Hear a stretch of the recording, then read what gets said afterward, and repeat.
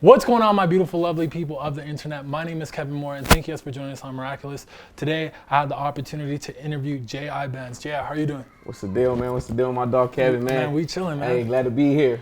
We just got a video shoot done. Let them know where we're at right now. Shit, we up in Big Bear right now. Just knocked out a quick little video. It's up. You're a mystery. There's no interviews out about you. Want to let the people know where you're from? Yes, sir. Shit, I'm a San Bernardino baby, IE baby, born and raised. Was born in San Bernardino's hospital right off of Waterman. I'm a real San Bernardino baby. Okay, so you're really from San Bernardino. Yeah, I'm a real San Bernardino baby. So like, what was it like growing up in San Bernardino? Was there a lot of gangs and stuff like that? Because I know I grew up in San Bernardino, and that was kind of what was presented, you know what I mean, at a young age. Shit, I grew up in a gang banging environment, you feel me? Yeah. Dad's a gang member. You know, family members are gang members, you feel me? Dad's actually doing life in prison because his background as a gang member. Just picking up from all of that, you tune into that type of shit. You get like interested of what's going on. Right. Kind of want to, you know, dig in and figure it out yourself, you feel me? But that's pretty much it, really. What were you like in school? Were you a bad kid? I got I would say like middle school, got expelled a couple of times. Really? Got expelled for fighting from 2 different schools. So I really stopped going to school like 8th grade, middle school, like shit like that. Didn't go to school 9th grade until I got into 10th. That's when I really started like going to school, but I wasn't actually going to class. I was more ditching with the kids and shit like that. That's when I first got introduced to my first $4,000 lick. Really? So then that's when I started getting in tune with money more than going to school, you know? So I would go to school, you know, just to like first period, just to clock in real quick. Yeah, so it was like flocking and shit like that, bitches, you know? So like you were in school and everything like that. What made you get into music? Growing up in San Bernardino, there's really not too many artists. For the ones out that are out there doing their thing, wasn't really making it too far, but they was grinding, you know? I respected the grind. I felt like I had what a couple people were missing. I felt like I had that vision, and I felt like it's my turn. I feel like I had the recipe. I feel like I had a couple of the shit. And I used to always sit down with my homies and we spit freestyles when we get drunk, shit like that. But I never really got introduced to studios because San Bernardino don't really got too many studios, producers, cameramen, rappers. So it's not really something that is handed to us. So it's like something that you gotta go digging for. But thankfully I did because I got a hobby now. What kind of music were you listening to growing up? Shit, if we going way back as a kid, man, we talking about Snoop Dogg, we talking about West Side Connection, we talking about the East Siders. But if we talking about like high school generation, stuff like that, we gonna Chief Keef, you feel me? Young Dolph, Gucci, you know, more of them Young Thugs and shit like that. And did any of them provide like an inspiration towards your music? Chief Keef, like a motherfucker, hell yeah. Okay. Chief Keef, shit, the swag, the whole tone pistols and all of that, that was more of like, more appealing to us because we like, damn, like, we doing this type of shit and he's getting paid off of it, you know? So, man, it was good, like, you know, so it makes you kind of feel like you got common interest with him. He was a youngin', he was trying to get it, so. Chief Keef was young when he said facts, how, 3 milli, something like that, a $3 million contract, and he was still wilding out. He was getting evicted and all types of shit, so, yeah, he a street dude. Where is the earliest song that you have on SoundCloud and it's a banger? Is it the first song that you released, or was there more before that? I recorded the song, I was never gonna drop it. One of my boys was actually like, oh fuck it, I'm gonna drop it for you on SoundCloud. I was like, I ain't even tripping, go ahead. We made it up in mom's crib and I was never planning on dropping it. My boy dropped it and he hits me up like, hey bro, this song got 40K on SoundCloud. Really? And I was like, nah, what show me, let me see. And then I had a couple people from the town, you know, from San Bernardino, hit me up, singing my lyrics. I had people in jail singing the lyrics. Off your first song? Off the first song, off of SoundCloud. Singing the song up in jail. People calling me, hey man, so-and-so's up in here, man, they banging you on the MP3, blah, blah, blah. So then that's when I was like, oh shit. You have something. I had something going on, you feel me? And spending a lot of time in San Bernardino, I knew a lot of the people from the city, from, you know, being around. So I think they knew like, okay, this dude, we know his background, we know it applies to him. So that's why it was another reason why they actually wanted to support. They like, they knew me personally. So then, So it wasn't until I heard Out on Two Bell that I was like, okay, he's in a different bag now. I felt like it was different compared to the songs that you released before. It wasn't just rapping, you were telling stories. What bag were you in creating that song? Shit, well, as you can see, the title of the song was Out on 2 Bails, so speaks for itself. I was fresh out, bailed out a couple times, kept fucking up, got locked up for a pistol, then I got out, ended up getting caught again with another pistol. Yeah, so it was kind of deep, you know, shit was going bad. I like, a lot of people tell me they actually like Out on 2 Bails because I'm getting more personal with the music. Right. Rather than just more of my party vibe type. So I got deeper into it, let them know more about myself rather than just rapping. So in the song you said that you're tired of fake love and all these two faces. Yeah. At the time, you weren't the J.I Bandz that you are now. Yeah. I'm sure the fake love and two faces has grown a lot. How do you deal with the fake love and two faces? To be honest, it's getting a lot more of the fake love now that I started rapping. Got people from way back when coming and trying to be friends and trying to come in and, oh, how you been? Like, man, keep that over there. I've been seeing you for 6 years. It's nothing but love on this end, but we on a different chapter. I just blank it out. Like I said, man, I got bigger things to be worried about rather than be, you know, worried about people. So I'm just on a journey right now, music journey. Let's talk about your first solo million-view video. Ben did that. When I first seen the video, I immediately asked, who was that? Because the song was amazing. What inspired you to make that song? What's crazy is I made that song actually in a motel. I made it in Motel 6. I don't know, just the beat, the vibe. That's when I first got, okay, so the song that we was just talking about, The Where, when people was telling me they heard it up in jail, stuff like that. Yeah. That's when I started taking like, damn, man, I could probably do something with this music. So then that's when I started listening to more of the Cali music. Cause like I said, I never really listened to Cali music. It was kind of more like the Chief Keef. It was kind of more like the Young Dog. And I felt obligated to make Cali music. So I started looking up little beats, Cali vibe beats, and then Ben did that came up. The Ben did that beat. It was vibing, you know. So it got some little hunger to it, you know. Was it a tight beat? Yes, it was actually a tight beat. Do you remember who type beat it was? Fuck, it was Young Pear. Young Pear. I remember Young Pear, yeah, because I looked him up a couple of times and all, you know. I was trying to work with bro a little bit, but, you know, I was a beginner at this music shit, so you probably, you know, probably didn't care too much about me. Was that your first music video? And did you expect it to be as big as it was? That was the first music video that I ever shot. And nah, I didn't. I didn't expect that shit to go that well. Honestly, that shit was just for fun. It was for shits and giggles, like, you feel me? I was always that type of person that was like, damn, I don't want to go my life doing something that with regret. Like, fuck, I should have did that, you know? Right. So it was more like, man, like, let me just do it. I had family, cousins, even my mom's was on my head. Even my mom was on my head, like, boy, you better get up in that studio, you better take this music serious, blah, blah, blah. I got people coming up to me, son, you know? Really? So it was like, man, come on, let's do it. So we shot the video, and yeah, we went crazy. It was fun. And then, sure enough, I didn't drop the video for a long time. I held the video for so long. Right. It was until my daughter was born. The day before my daughter was born, I was like, man, I gotta drop this, you know? Yeah. Drop the shit, and yeah. So really, a day before? Yeah, it was a day before my daughter was born. Yeah. So how has that changed your life, like becoming a father? Shit, becoming a father, man, it's beautiful. Honestly, it's beautiful. You feel me? It gives me more strive to work, you know? To work, you know? I got another on the way too.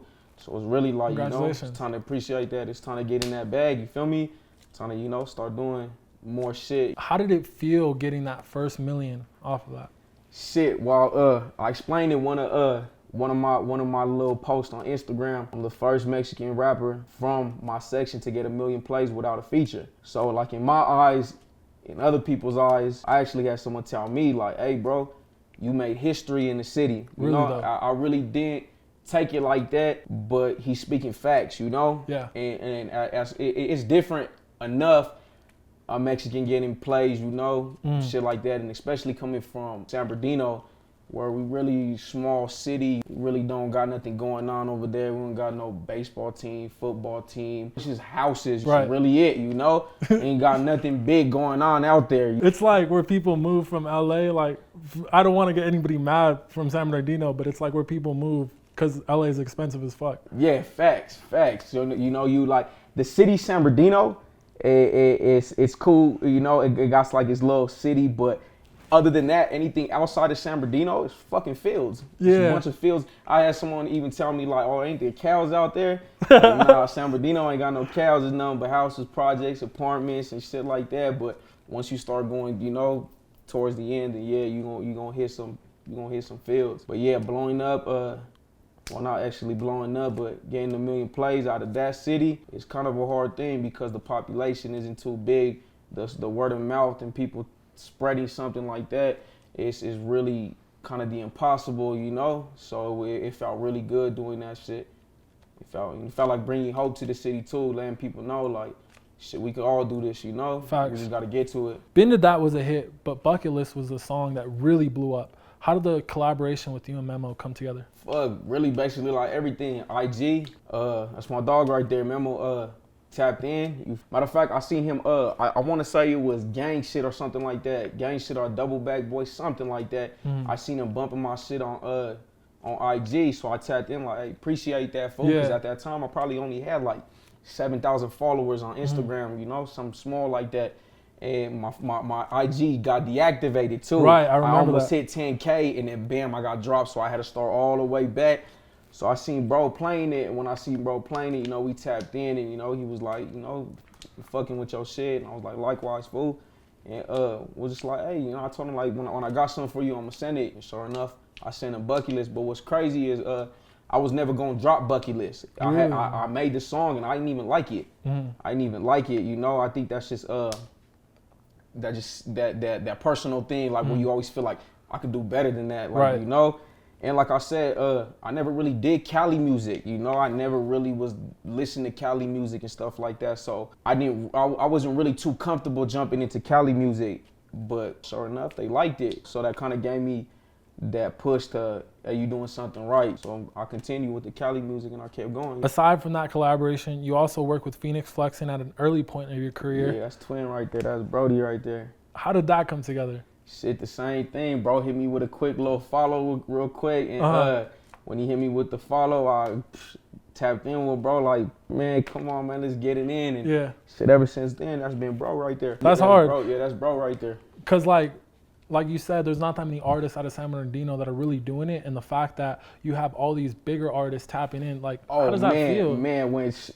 When I had Fenix come to the city, my DMs was going crazy. Like, bro, you brought Fenix to the town. You brought Memo to the town. Yeah. Like, man, you bringing light to the city, blah, blah, blah. And I was just like, hell yeah, shit, it felt good that I could be the one to do that type of shit, you know?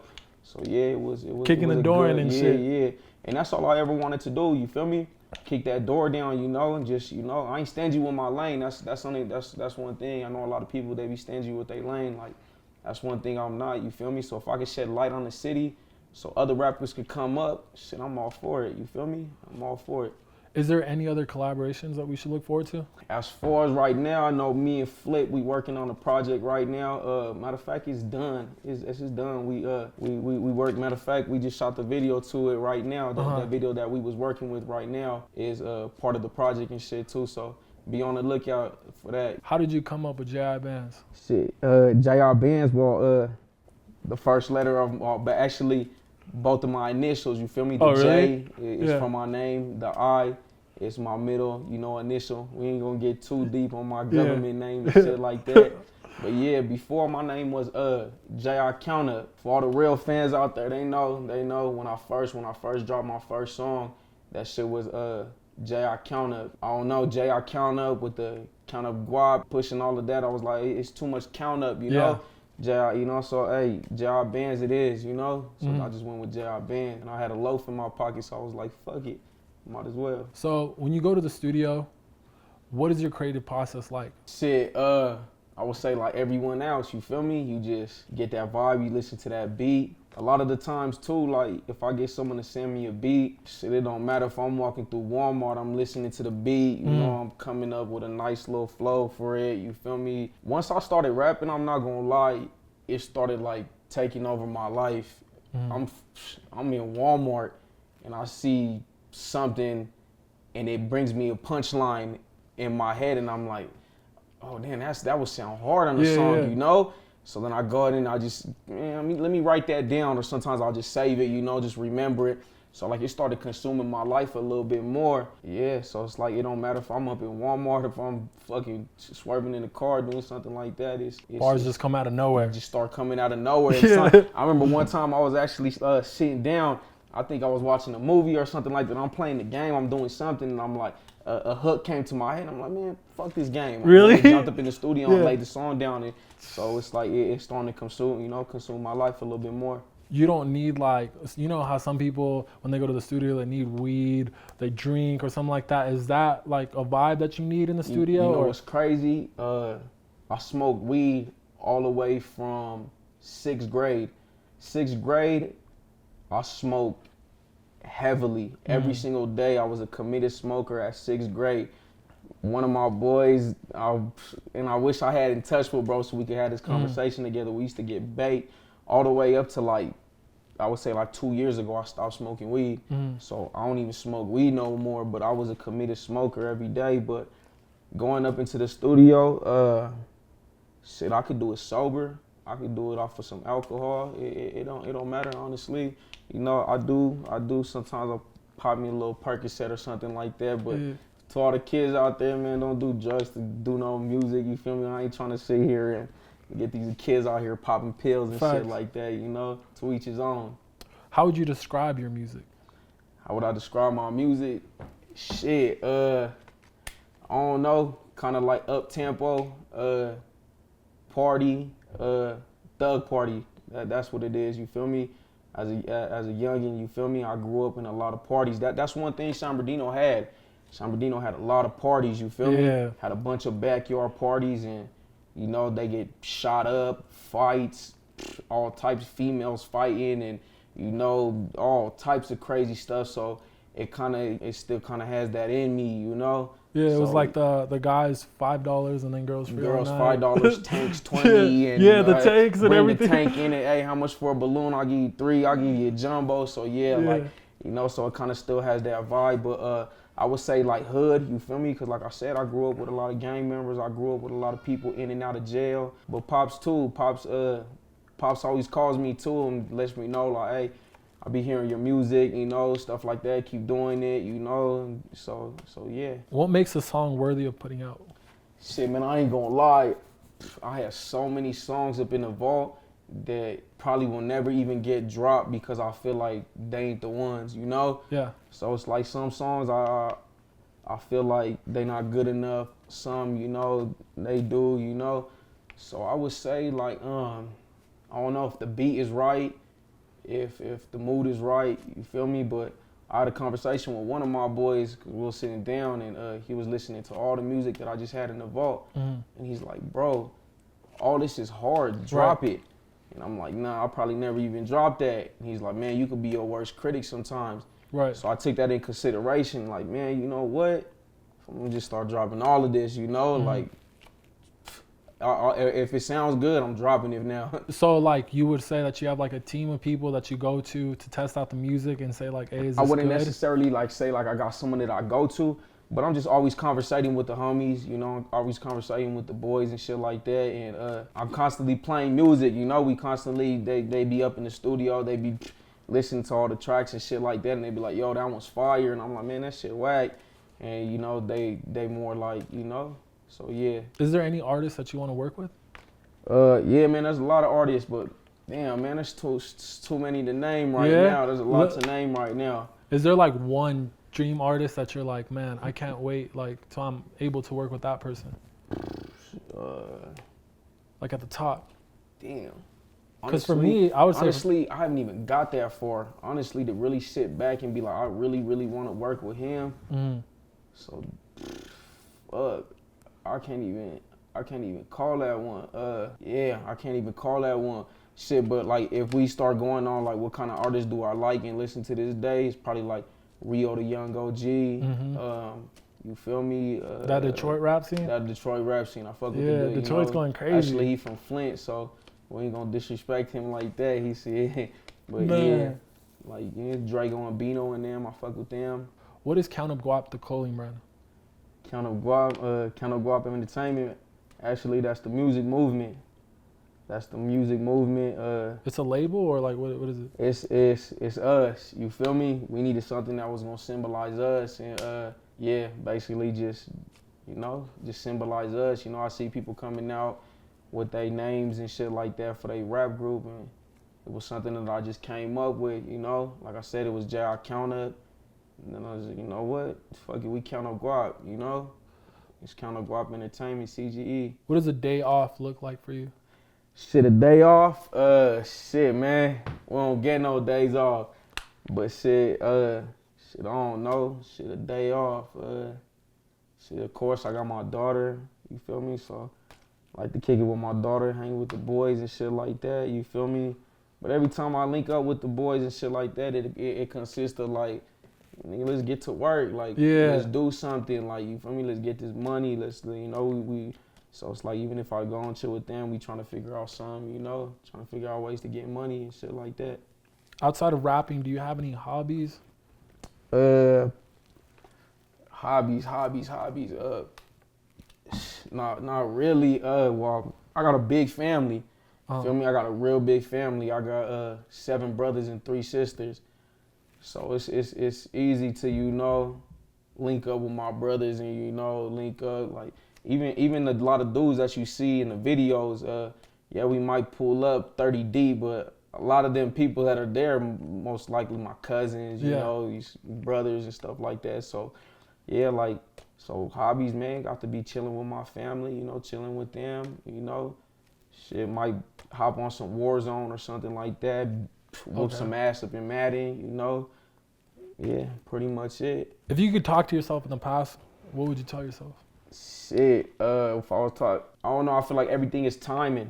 So I feel like everything happens for a reason. So it's like, all that grimy shit that I did back then, all, just everything that led up to this day, I would say don't change a damn thing. Keep doing what you're doing because it obviously put you in a predicament where you needed to be, Mm-hmm. So basically, it's like everything happens for a reason, So yeah. Not a damn thing, don't change a damn thing. Just, I would say to get on the music sooner, you feel me? To get on the music sooner, to get, but who knows? Maybe if I would have got on the music at that time and it didn't work. So everything is about timing, Right. Don't rush the process, you feel me? Just, just be thankful, When times are tough, what keeps you motivated? My daughter, my girl, you feel me? My brothers, my family, you feel me? Just staying alive, you feel me? I done seen a lot of loved ones pass, you feel me? Like, I see my first, one of my first real homies lost his life in 8th grade. And then another, after that, he lost had another homie lose his life in 9th grade. So how did that change you? Man, well, honestly, it changed a lot, man. It's crazy because that story that happened, my little brother started walking down the street, and once he hit the corner, a bunch of gunshots went off. So I thought it was my brother. Mm. So my mom's like, go check out your brother. And I'm like, Mom, they shooting, Mm-hmm. I'm not about to go. I don't got nothing on me, right.